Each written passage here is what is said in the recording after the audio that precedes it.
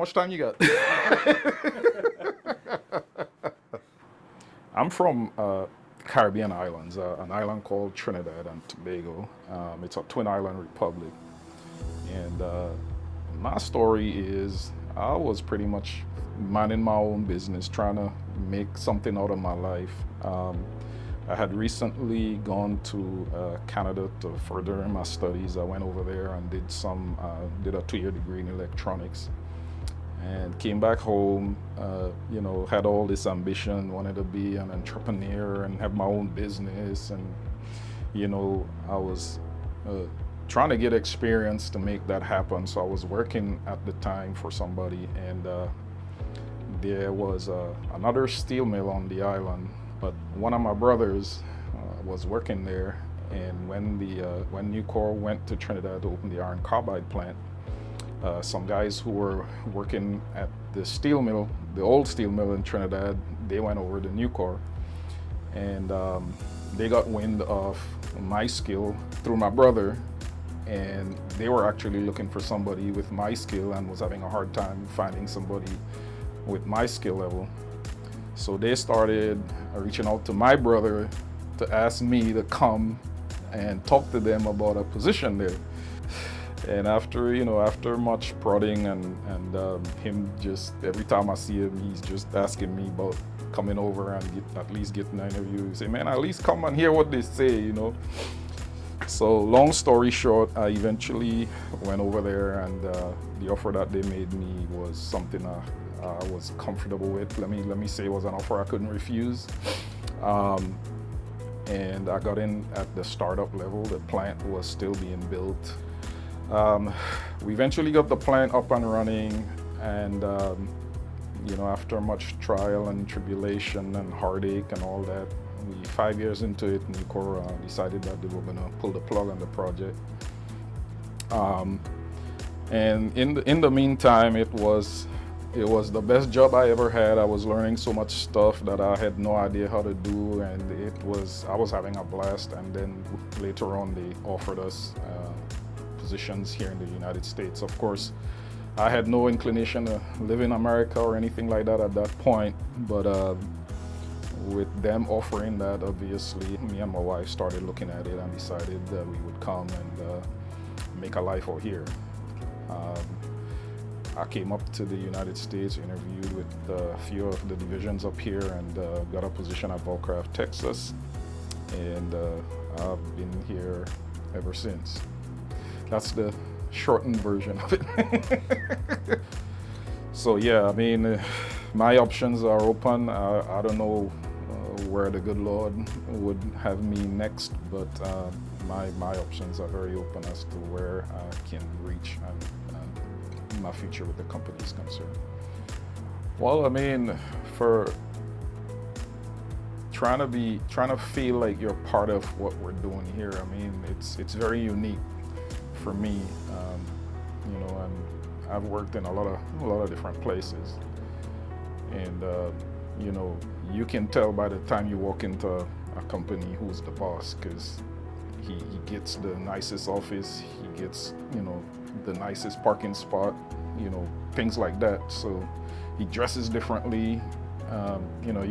He sticks out like a sore thumb. So you can pretty much walk into any organization and who the top management people are. But here you can walk into, and I can only speak for Volcraft, Texas. I haven't been around to many other divisions, but you can walk in here and you'll have a hard time figuring out who the manager is, because they dress the same, they look the same, they don't act different to anybody else. But if you stick around them long enough, you'll figure out they're the boss just because of some of the things they're involved in. But if you didn't have that to judge by, you couldn't tell who the manager was. They just blend in like everybody else. You can meet your manager in the hall and he'll stop and talk to you if you want to talk to him. It's not like you have to talk to my secretary to make an appointment and all that stuff. The managers that I've been through here and where I've worked, they've all been very approachable, easy to talk to, always willing to listen, and they will always they pick on you. They'll mess with you and make you feel like you're part of something. Never make you feel like you're at this low level and you can't talk to me because I'm at this higher level. You don't get that here. And I've worked in places where that was a thing. You couldn't talk to the general manager unless you go to the secretary and you see him in the hallway. He won't talk to you. Well, one of the things I think that sets us apart from the competition here is just the unity that is in the office. Work doesn't seem like it's my work or your job or his job or whatever.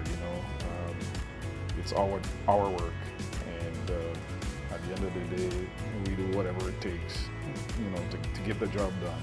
Even if you have to step in and fill in for somebody else doing something that's not technically your forte or your job description, we would step in and do that. So it's more like a brotherhood here than anything else, I would say. It's one of the really impactful things.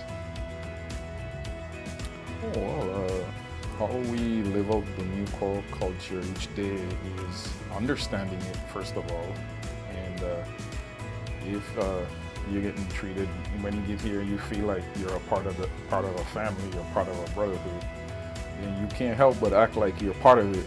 It's like the environment challenges you to blend in that way. But there is that accountability piece where you have to be performing at a high level if you want to keep your team performing at a high level.